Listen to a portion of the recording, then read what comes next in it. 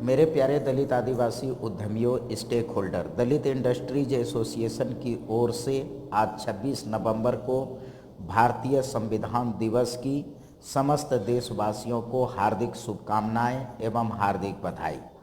मेरे प्यारे दलित आदिवासी उद्यमियों, स्टेक होल्डर, अक्सर आप शेड्यूल कास्ट, शेड्यूल ट्राइब के तथाकथित बुद्धिजीवियों और आरक्षण वाले नौकर चाकर और आरक्षण के दलालों के मुंह से अक्सर सुनते होंगे कि भारतीय संविधान शेड्यूल कास्ट, शेड्यूल ट्राइब का ग्रंथ है, भारतीय संविधान को पढ़ना चाहिए।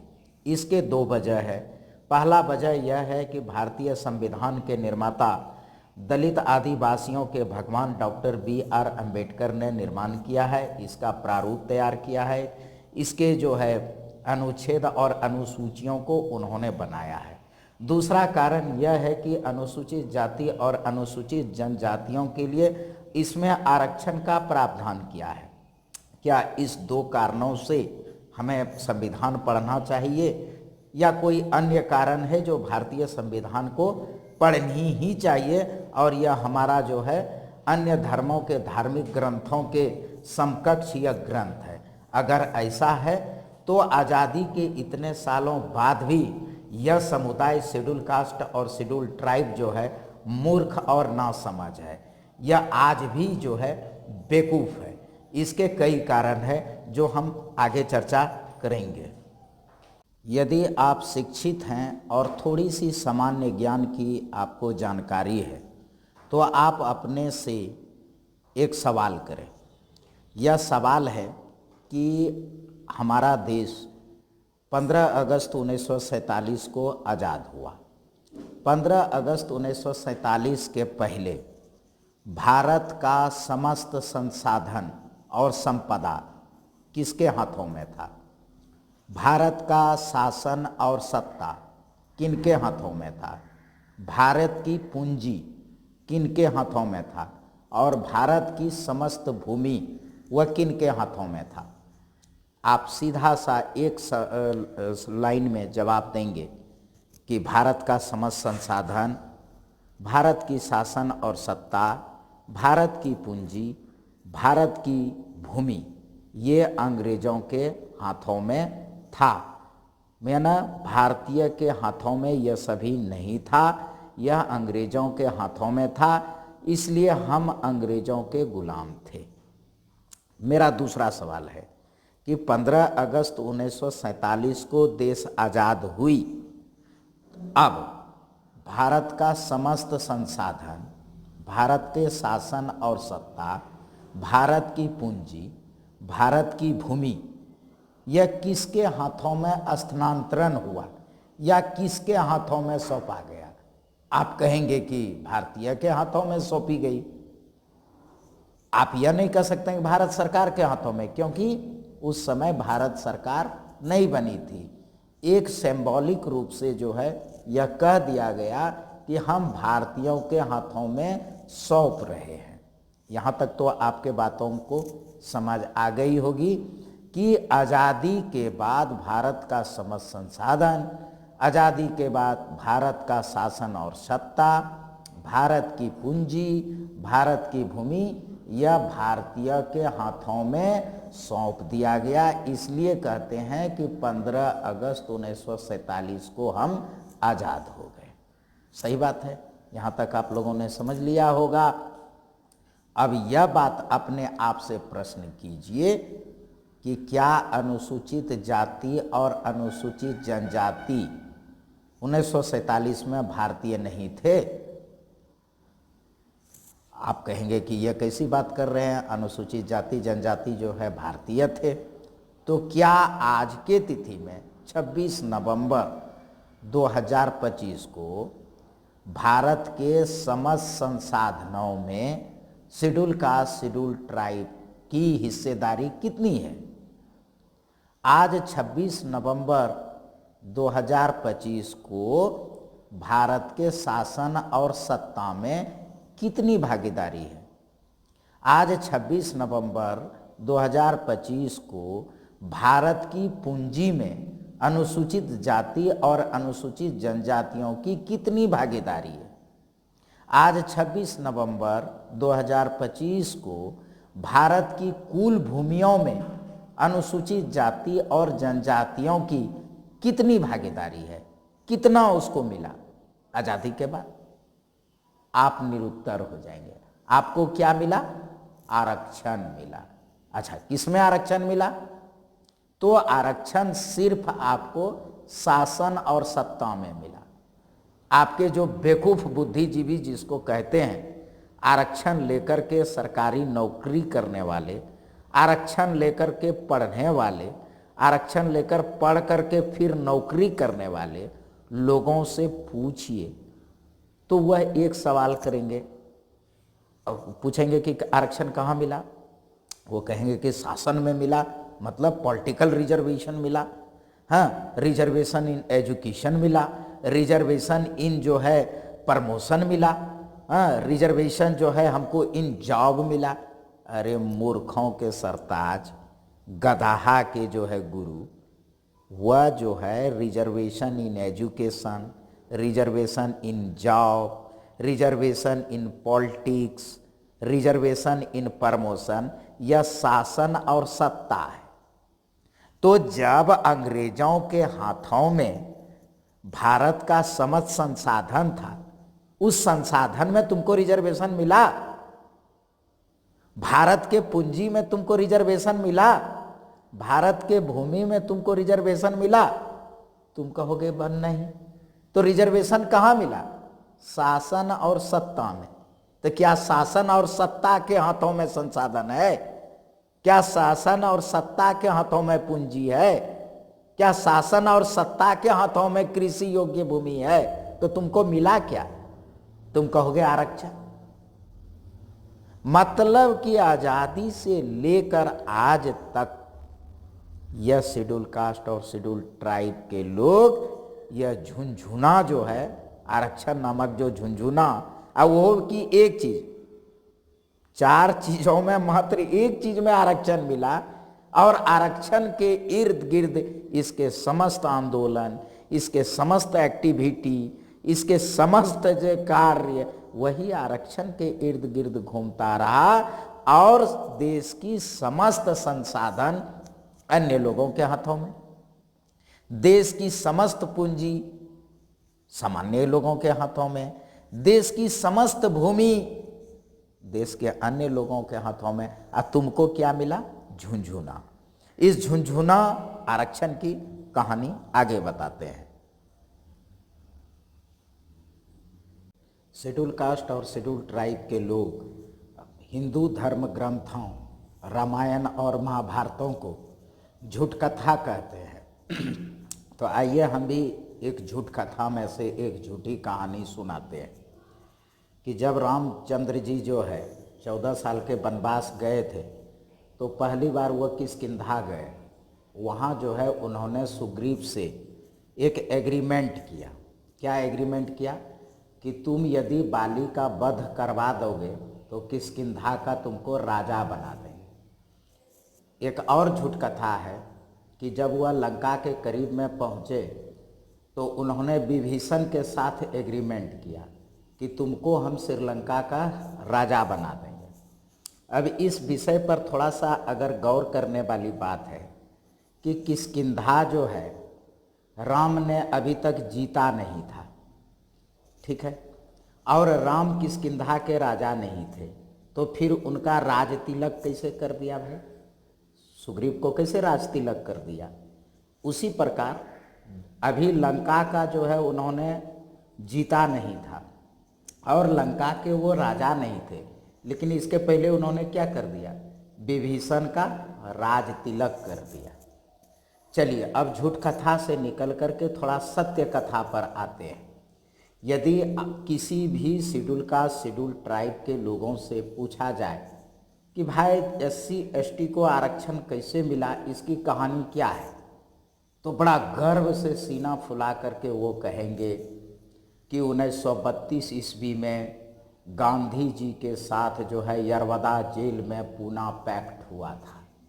उस पूना पैक्ट में बाबा साहब भीमराव अंबेडकर ने मांग किया था कि हमको जो है सेपरेट स्टेट दीजिए दलितों के आदिवासियों के नाम पर, या फिर जो है हमको द्विमताधिकार करने का मतलब वहाँ जनरल भी वोटिंग करेंगे और SC ST भी वोटिंग करेगा, जनरल अपना चुनेगा, SC ST अपना चुनेगा। गांधी जी इससे असहमत हो गए। हाँ, और उसको कहा कि नहीं, हम तुमको जो है स्टेट नहीं देंगे, तुमको द्विमताधिकार नहीं देंगे, तुमको क्या करेंगे कि आरक्षण देंगे। बड़ा गर्व से और आरक्षण का कहानी सुनाता है, पुणे पैक्ट हुआ, ये हुआ, वो हुआ, बहुत सारा। अच्छा, उस झूठ कथा पर गौर करो कि क्या सेम कंडीशन बाबा साहब भीमराव अंबेडकर के साथ नहीं हुआ है कि रामचंद्र जी किष्किंधा के राजा है नहीं, किष्किंधा को अभी जीता नहीं है, बाली मरा नहीं है, तो सुग्रीव का राज तिलक कैसे हो गया भाई? उसी प्रकार लंका को अभी जीता नहीं है और राम लंका के राजा नहीं थे, तो फिर राज तिलक विभीषण को कैसे किया गया? तो वास्तव में विभीषण को और सुग्रीव को दोनों को क्या किया गया? बेवकूफ बनाया गया।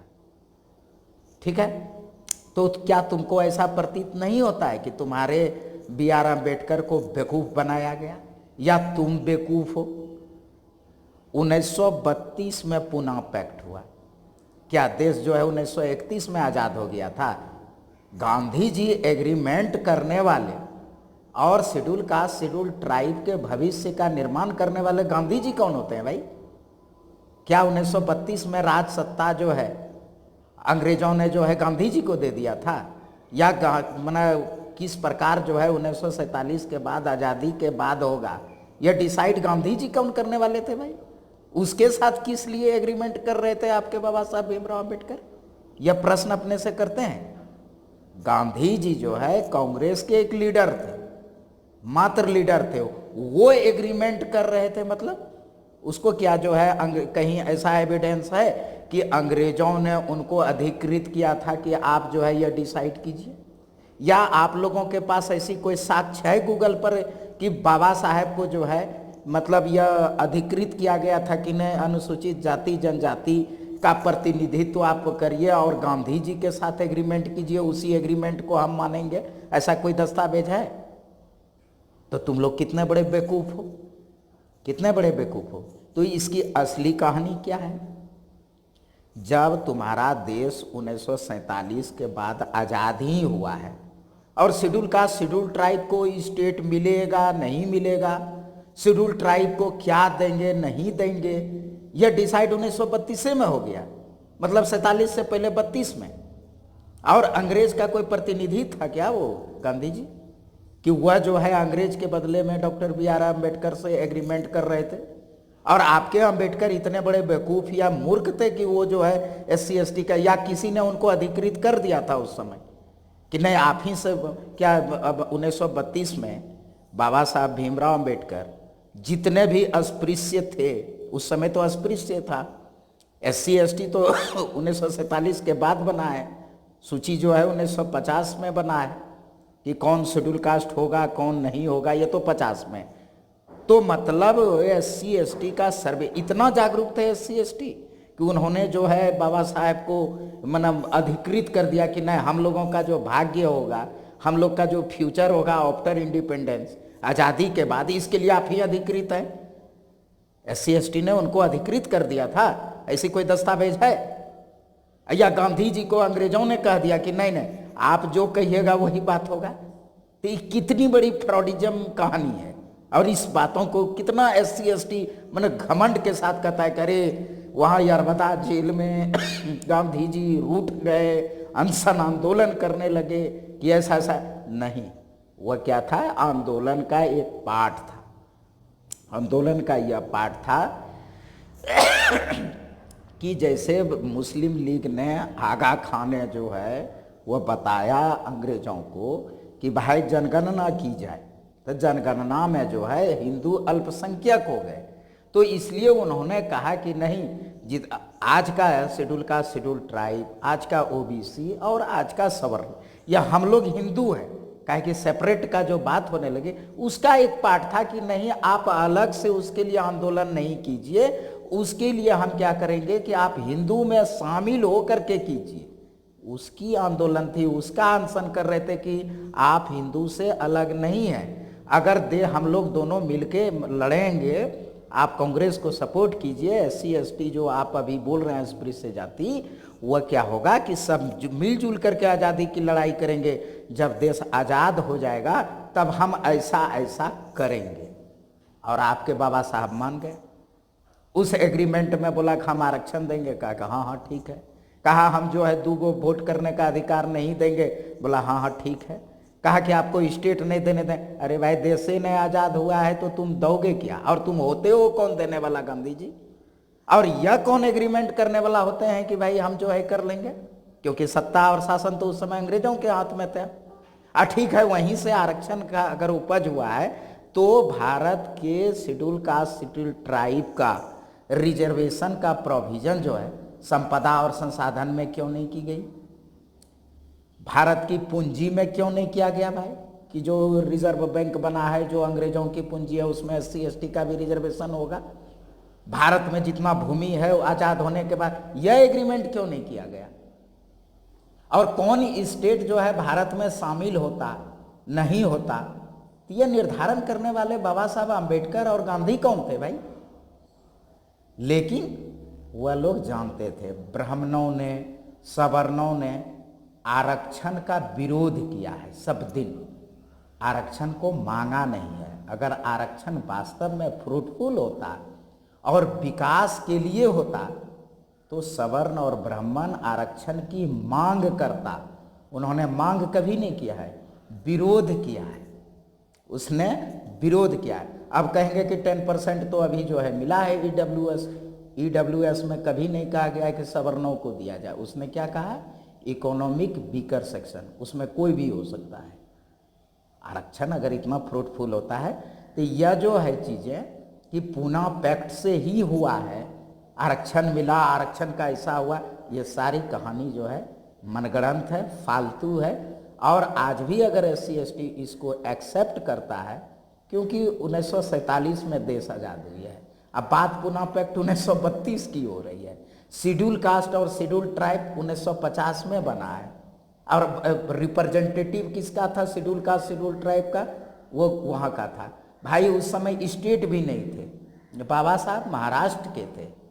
अब बाबा साहब उस समय 1932 में उनको यह भी मालूम नहीं था कि बंगाल भारत में शामिल होगा कि नहीं होगा, कर्नाटक भारत में शामिल होगा कि नहीं होगा, उड़ीसा जो है 1939 में बना है, बिहार 1912 में बना है।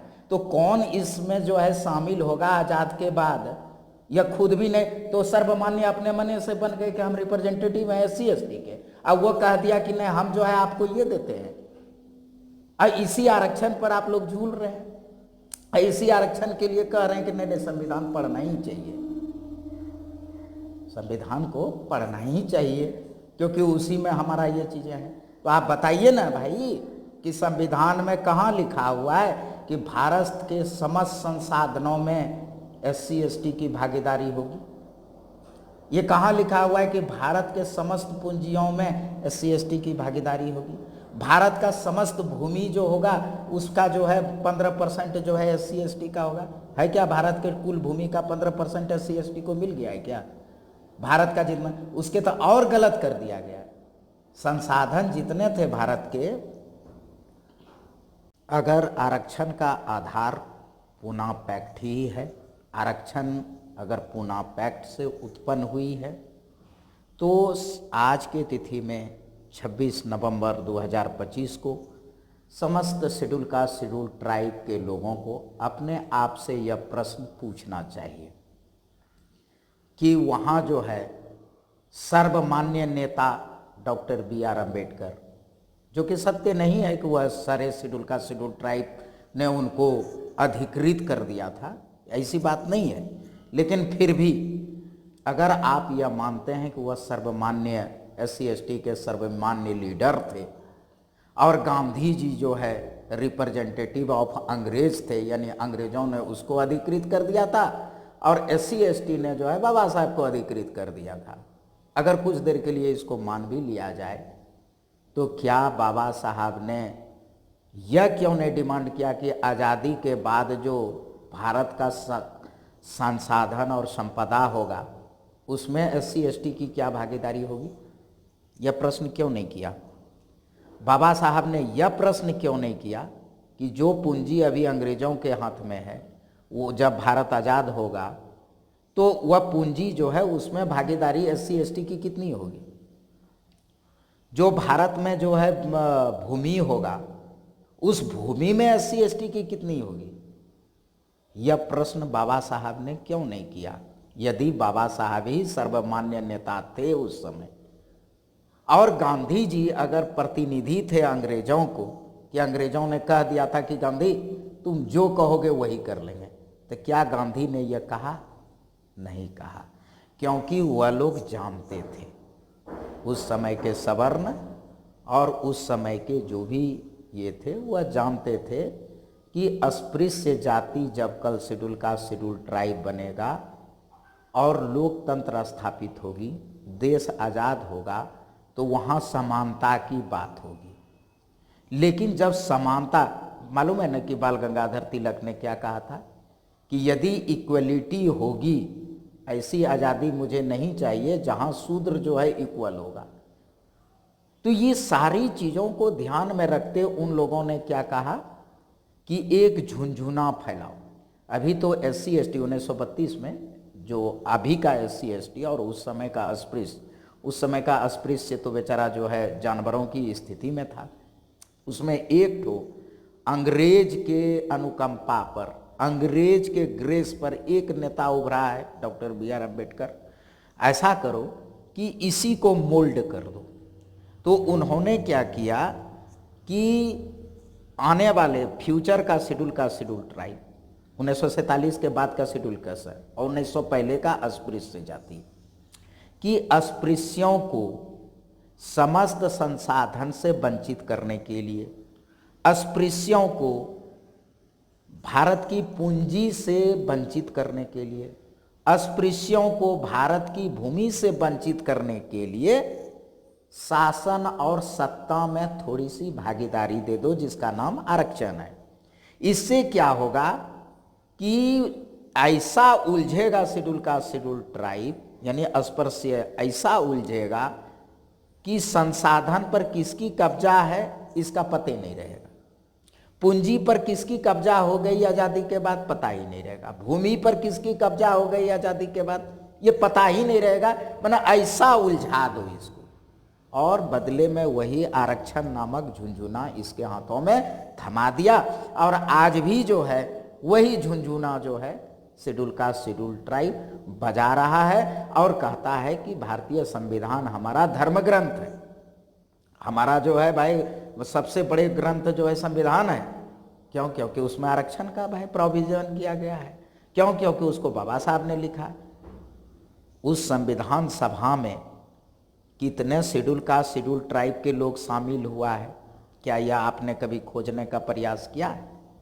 कितने शेड्यूल का शेड्यूल ट्राइब विद्वानों का, नेताओं का उसमें योगदान है, क्या आपने कभी सूची बनाई?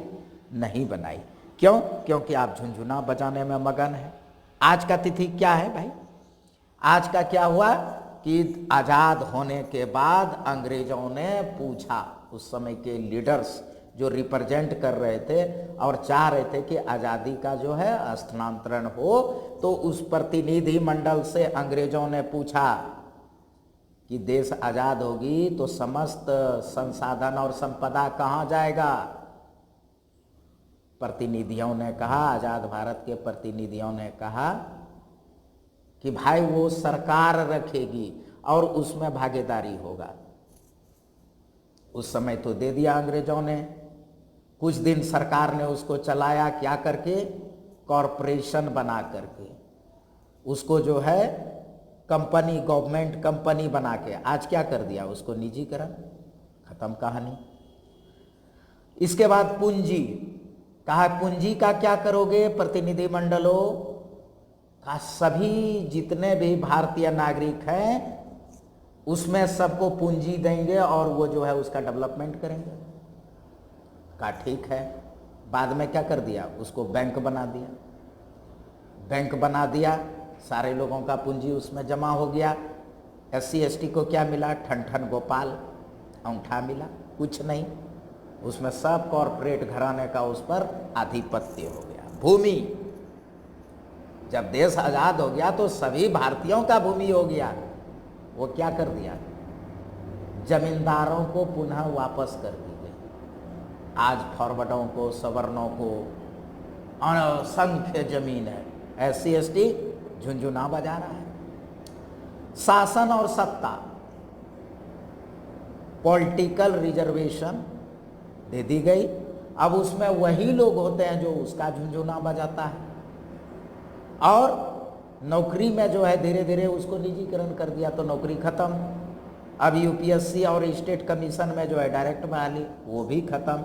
मतलब आज 26 नवंबर 2025 को SC ST को विचार करने की जरूरत है। वह जो झुंझुना तुमको मिला, उस झुंझुना के चक्कर में, आरक्षण नामक झुंझुना के चक्कर में तुम संसाधन और संपदा में हिस्सेदारी लेने से वंचित रह गया। उस झुंझुना के चक्कर में अंग्रेजों द्वारा प्रदान किए गए पूंजी में हिस्सा लेने में तुम चूक गया।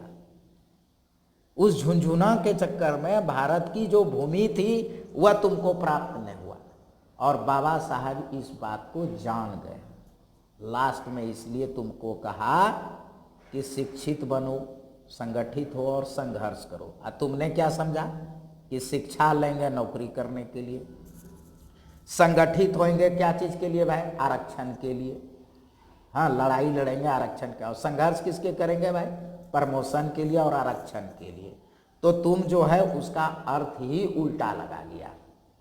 उसने कहा कि बेटा तुमको शासन और सत्ता में हम किसी प्रकार खींच खाच के जैसे तैसे आरक्षण दे दिए, उससे थोड़ा बुद्धिजीवी बन जाओ, थोड़ा दिमाग को आगे कर लो और संघर्ष जो है भारत के संसाधन और संपदा में हिस्सेदारी का संघर्ष करो। संघर्ष करो, भारत की पूंजी हासिल करने का है कि हमको अभी तक नहीं मिला है, भारत की भूमि हासिल करने के लिए करो। यह करने की चीज़ें, विचार करने की चीज़ें यह है। तुम जो है आज़ादी से अब तक देश के संसाधन और संपदा में हिस्सेदारी नहीं ले पाया। तुमने भारत की पूंजी जो है उसमें हिस्सेदारी नहीं ले पाया, भारत की भूमि में तुम हिस्सेदारी नहीं ले पाया। अतः संघर्ष करो तुम इस चीज़ों के लिए। ठीक है, आज इतना ही। हम एक बार पुनः भारतीय संविधान दिवस की हार्दिक बधाई और शुभकामनाएं। जय भीम, जय जोहार।